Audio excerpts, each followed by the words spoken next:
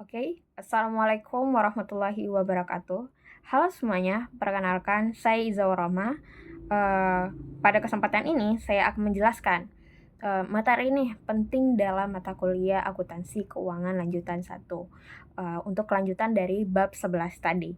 Nah, sekarang kita masuk ke dalam bab 12 tentang pengaturan bersama. Nah, materi ini sama pentingnya karena berkaitan dengan bagaimana perusahaan besar menyajikan informasi yang lebih transparan nih, khususnya ketika mereka memiliki banyak bisnis atau lini bisnis atau bekerja sama dengan pihak lain dalam suatu proyek. Nah, sama nih dengan bab 11 tadi. Nah, semoga penjelasan yang saya berikan dapat membantu teman-teman memahami dan juga konsepnya dengan jelas. Yuk kita mulai. Nah, yang pertama aku bakalan jelasin dulu nih. Kita masuk ke dalam bab 12, pengaturan bersama atau sering disebut joint arrangement. Nah, dalam pengertian atau pengaturan bersama ini, dalam bab 12 ini membahas nih bagaimana perusahaan bekerja sama dengan pihak lain dalam suatu proyek atau usaha yang dikendalikan. Atau proyek yang bersama kayak gitu. Menunjukkan dari menurut PSAK 66, pengaturan bersama ini adalah suatu pengaturan di mana dua pihak atau lebih memiliki pengendalian bersama. Nah, artinya keputusan tentang aktivitas yang relevan hanya dapat dibuat jika semua pihak itu setuju.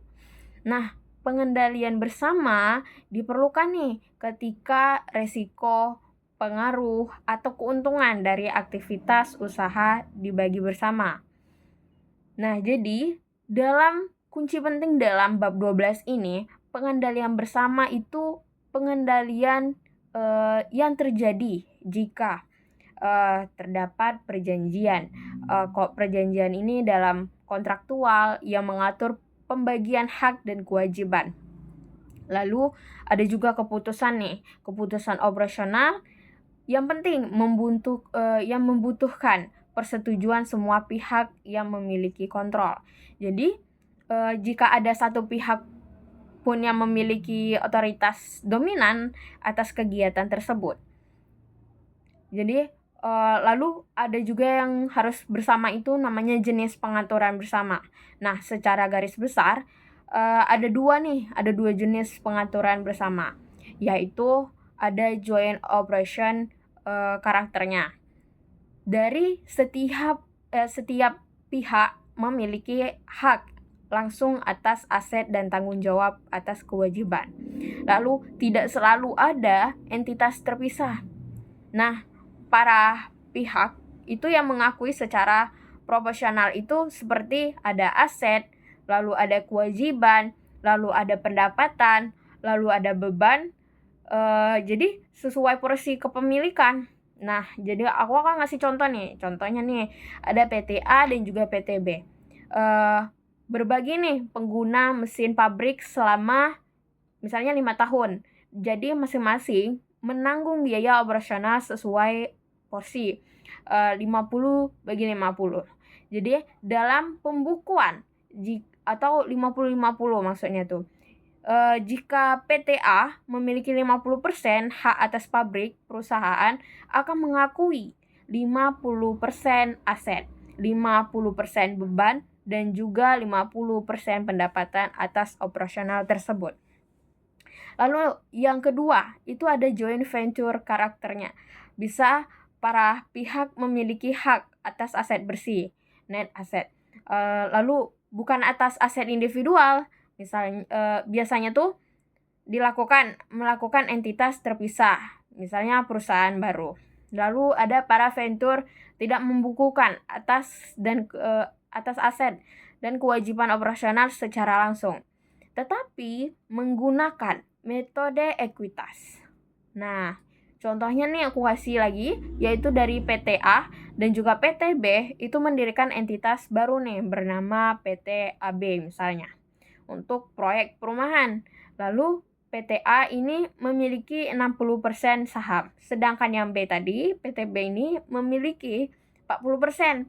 Jika PT AB menghasilkan laba 200 juta pada tahun pertama, jadi PT A ini mengakui 60% dikali 200 juta sama dengan 120 juta.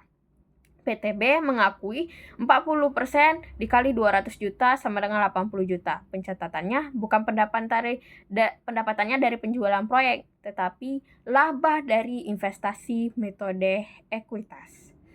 Nah, perbedaan joint operation dengan juga joint venture ini apa nih? Pertama itu dari segi hak pada joint operation. Masing-masing pihak memiliki hak langsung atas aset yang digunakan dalam pengaturan tersebut. Nah, di mana artinya itu aset-aset seperti mesin, bangunan, atau peralatan dianggap memiliki secara proporsional oleh pihak yang terlibat. Nah, sementara itu pada joint venture, para pihak tidak memiliki aset secara langsung, melainkan memiliki hak atas aset bersih dari entitas yang dibentuk bersama.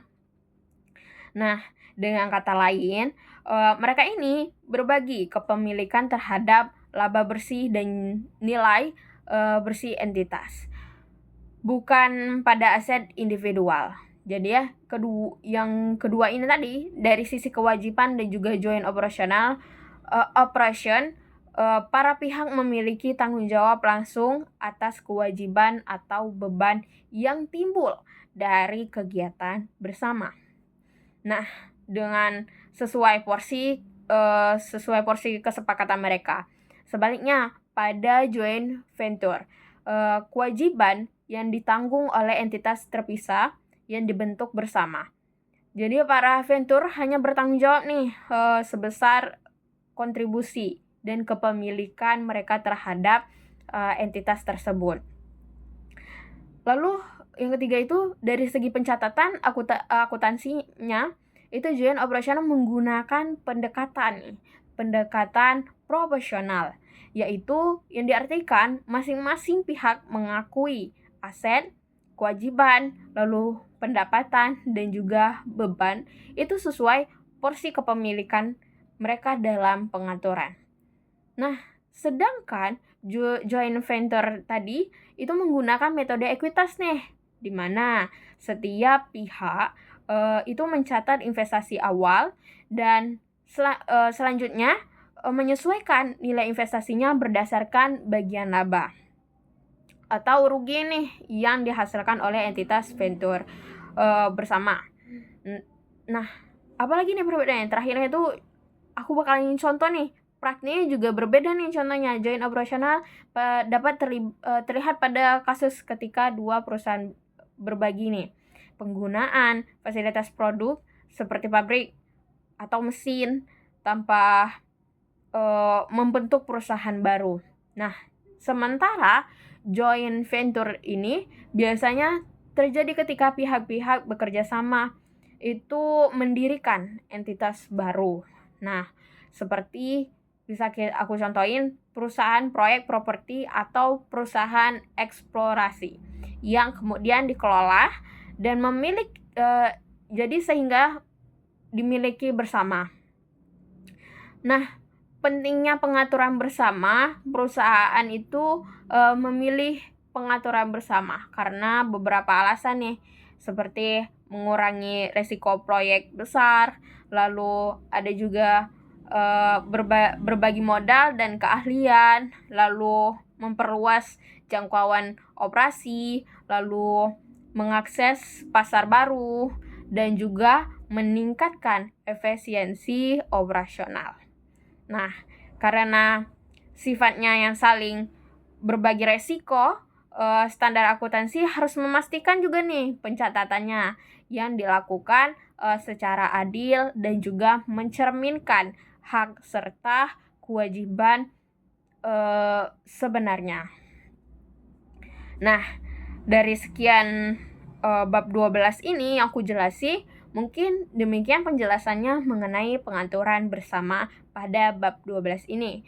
Nah, jadi dari bab 11 yang tadi saya jelasin, sekarang bab 12 itu sangat penting nih dalam akuntansi karena membantu meningkatkan transparansi laporan keuangan dan memberikan informasi yang lebih akurat kepada terutamanya investor serta pihak yang berkepentingan terhadap perusahaan kita. Terima kasih telah menyimak video ini, semoga bermanfaat dan membantu teman-teman untuk memahami tentang bab 12 dan 11. Sekalian, teman-teman sekalian. Assalamualaikum warahmatullahi wabarakatuh.